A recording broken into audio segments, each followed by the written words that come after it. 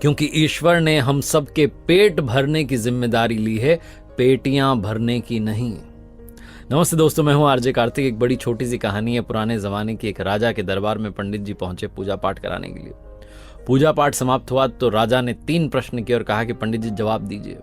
पहला प्रश्न था कि ईश्वर कैसे दिखता है, दूसरा प्रश्न था कि ईश्वर कहां तक देखता है, और तीसरा प्रश्न था कि ईश्वर जो है वो क्या करता है।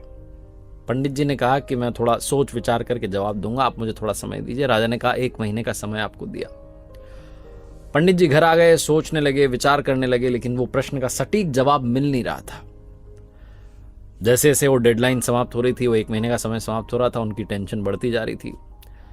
उनका एक बेटा था, बड़ा विद्वान, होशियार, बुद्धिमान। तो उसने समझ लिया कि पिताजी चिंता में। उसने पूछा कि पापा क्या हुआ।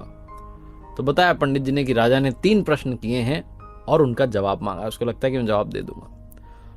तो पूछा पंडित जी के बेटे ने कि बताइए क्या प्रश्न है। तो उन्होंने बता दिया कि ईश्वर जो है वो कैसे दिखाई देगा, कहां तक वो देखता है और ईश्वर करता क्या है। तो पंडित जी के बेटे ने कहा कि बस इतनी सी बात है, मुझे आप लेके चलिए 1 महीना समाप्त होने पर, मैं राजा को 3 प्रश्नों के सही जवाब दूंगा। तो पंडित जी ने कहा मुझे तो बताओ। तो पंडित जी के बेटे ने कहा नहीं, आपको भी वहीं पता चलेगा, आप चलो मेरे साथ। 1 महीना समाप्त हुआ, दोनों पहुंचे दरबार में। तो राजा ने पूछा कि हाँ जी पंडित जी जवाब दीजिए। तो पंडित जी ने कहा कि मैं जवाब नहीं दूंगा, मैं अपने बेटे को साथ में लाया हूं, बड़ा बुद्धिमान है, आपके सारे प्रश्नों के सही जवाब देगा। तो राजा ने कहा पंडित जी के बेटे से कि बताओ बेटा क्या जवाब है पहले प्रश्न का, ईश्वर जो है वो कैसे दिखता है। तो पंडित जी के बेटे ने कहा कि गजब करते हैं आप महाराज, इतने बड़े महाराज हैं और आपके यहाँ अतिथि आया, उसका आपने आदर सत्कार नहीं किया, पानी नहीं पिलाया, कुछ आपने जलपान की व्यवस्था नहीं की और सीधा प्रश्न पूछ लिया। राजा को शर्म आई, तुरंत जो है दूध के गिलास मंगवाए गए। दूध का गिलास आया तो पंडित जी के बेटे ने उसमें उंगली डाल करके देखना शुरू किया और दूध को बाहर निकाल करके देखना शुरू किया। थोड़ी देर तो चलता रहा, फिर राजा ने पूछा कि कर क्या रहे हो। तो पंडित जी के बेटे ने कहा कि साहब मैं इसमें मक्खन ढूंढ रहा हूं। तो राजा ने कहा कि दूध में ऐसे मक्खन थोड़ा ना दिखाई देगा, दूध से पहले दही बनाया जाता है, दही को मथा जाता है, फिर मक्खन जो है दिखता है, फिर मक्खन मिलता है। तो ठीक जवाब जो है पंडित जी के बेटे ने कहा कि ठीक यही बात है, ईश्वर ऐसे थोड़ा ना दिखाई देगा, वो हर आत्मा के अंदर विद्यमान है। हर आत्मा में, हर जीव में जो आत्मा है उसमें परमात्मा रहता है। लेकिन पहले आपको नियमों का पालन करना होगा, ध्यान करना होगा, अभ्यास करना होगा, उन्हें प्रसन्न करना होगा, फिर वो आपको दिखाई देंगे।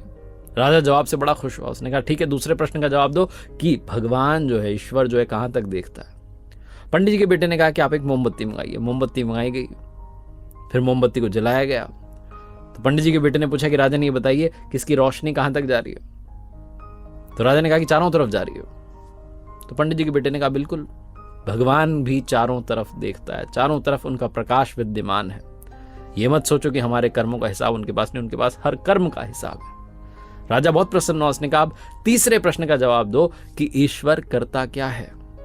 पंडित जी के बेटे ने कहा कि आप ये सवाल जो है गुरु बनकर के पूछ रहे हैं या शिष्य बनकर के पूछ रहे हैं। राजा ने विनम्रता से कहा कि मैं शिष्य बनकर के पूछ रहा हूं। पंडित जी के बेटे ने कहा कि गजब करते हैं। उसने ताना मारा कि जो शिष्य है वो तो सिंहासन पर बैठा है, गुरु नीचे खड़ा हुआ है।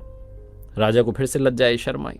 तुरंत नीचे उतर कर आया और पंडित जी के बेटे से कहा आप महात्मा जी ऊपर बैठिए। जाकर के पंडित जी का बेटा सिंहासन पर बैठ गया।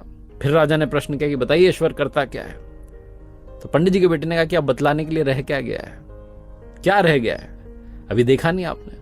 पल में राजा को रंक बना देता है और मुझ जैसे रंक को राजा बना देता है। मैं आपके सिंहासन पर आकर के बैठ गया हूं, ये उसी का तो चमत्कार है। बहुत छोटी सी कहानी जिसका सार ये समझाता है कि परमात्मा हर जगह विद्यमान है, हर कर्म का हिसाब उनके पास है। और भरोसा रखिए, वो रंक को भी राजा बना सकता है अगर आपके अंदर संपूर्ण विश्वास हो। देखते रहिए हर सोमवार सुबह 9:30 बजे मेरे साथ एक नई कहानी, हर शुक्रवार सुबह 9:30 बजे लर्निंग सीरीज का एक नया